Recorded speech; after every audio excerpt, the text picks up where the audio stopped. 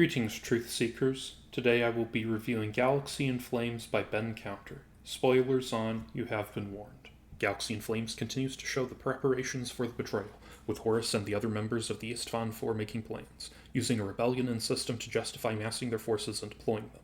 Part of this plot is through how Russ is mentioned as having been tricked into attacking the would have been loyal Magnus and Thousand Suns, a plot element that I feel should have been explored more with how people are reacting to this other civil war, but blind to wider plots. Fulcrum is sent to make the next trap, so his place is taken by Eidolon, who joins Horus, Angron, and Mortarion on the council, though Eidolon is not on par with his uncles.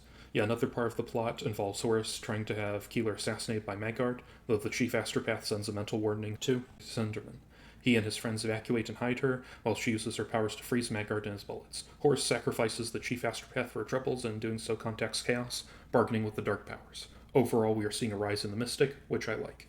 A force of Death Guard and Emperor's Children attack an outlying rebel base, where they are confronted by a War Singer and Istvan Psyker. Garrow of the Death Guard is wounded by her powers, which will force him to get a cybernetic leg and relegate him to commanding the frigate Eisenstein instead of frontline duty.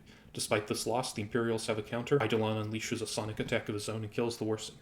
Saul Tarvitz, also of the Emperor's Children, confronts his brother about his strange power and is taken before Chief Apothecary Fabius. Fabius allays the concern that the Lord Commander is a psyker, only to reveal that Eidolon and many others have undergone illegal surgery and dark alterations. The two traitors offer Tarvitz similar augmentations as a boon and sign of changing loyalty, but he refuses. Tarvitz notices that the order of battle for the assault on Coral City, Istvan III's capital, is really weird, so he talks Rylanar, yes, that Rylanar, his legion's dreadnought Master of Rites, into letting him not be in the assault force, so then he starts his own investigation. It is indeed an interesting twist of fate that Tarvitz and Yarrow both end up in the fleet due to that fateful early battle. Loken, Lucius, yes, really, Torgadon, Rylanar, and other loyalists from across all four legions are dropped on Istvan. They storm over the defenses and kill the rebels, including the governor, Vardis Peral, himself a War Singer now. At the same time, Tarvitz finds out that there is a plan to virus bomb the Marines on the planet. He steals a Thunderhawk and tries to leak the betrayal, pursued by starfighters piloted by 3rd Legion serfs. Helpless, Saul opens a communication to the Eisenstein, imploring Garrow to believe him and save him, even as Eidolon demands the Eisenstein destroy the rogue Thunderhawk. In one of the tensest moments of the series, the Death Guard captain places his hand on the gun controls. Keeler foresees the incoming apocalypse and leads her friends through the vengeful spirit, just as two other things are happening at about the same time. First, Horus calls for all the remembrancers to come to him. Second, it turns out that the Titan commanders who are loyal to Horus were told of the plan and received a signal to power down and seal their engines. Then, when the crisis has passed, to purge any remaining loyalist Marines. We get to see inside the Deus Irae, the most famous single Titan in the Horus Heresy, perhaps even all 40k, where two of the men who helped rescue the Saint come to blows as the treachery is unmasked. Sadly, one remains loyal, only for the other to gun him down, unwilling to listen to the claims the Emperor is divine, or to give up his chance to command a Titan one day. Garrow at last decides to trust Tarvitz and blows up the pursuit. Tarvitz is able to get down to the plant and warn the loyalists of what is to come. Then, the bombs fall. There are some excellent moments of loyalists seeking cover that must be read to be appreciated. The Death Guard and World Eaters lose a lot of men, but the other two legions get more of their people into shelter. Horus shows the mortal scholars his grand atrocity, then has every remembrancer killed other than Solomon Voss, as shown in Book 16, and Sinderman, whose party joins up with Yakton Cruz, a captain of the 16th who is still true. The party is accosted by Magard, but they slay him and extract to the Eisenstein, guided by the Saint's powers.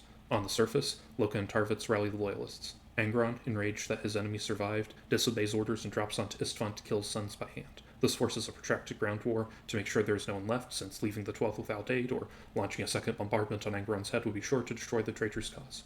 Loka and Saul fight valiantly, and Lucius duels and slays Chaplain Carmosian. The appearance of a chaplain as well as jet bikes pleases me. The first few books can be sparse in unit types, so seeing different ones is welcome. Loken and Torgadon go to duel Abaddon Lil Horus, and on the way, Loken fights Karn until the World Eater gets run over. Horus's 4 counselors talk then fight, Lil Horus seeming almost ready to defect but not in front of Abaddon, so it kills Torgadon and Loken is wounded and appears to be crushed by Deus Irae.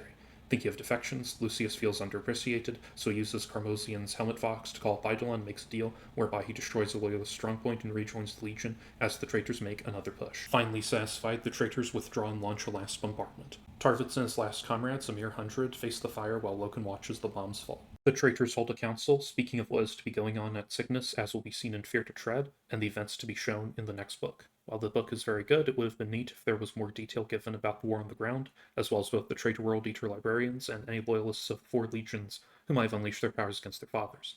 I think Galaxy in Flames is A tier. As ever, thank you for watching, and please like, comment, share, and subscribe, and always ground yourself in the sources.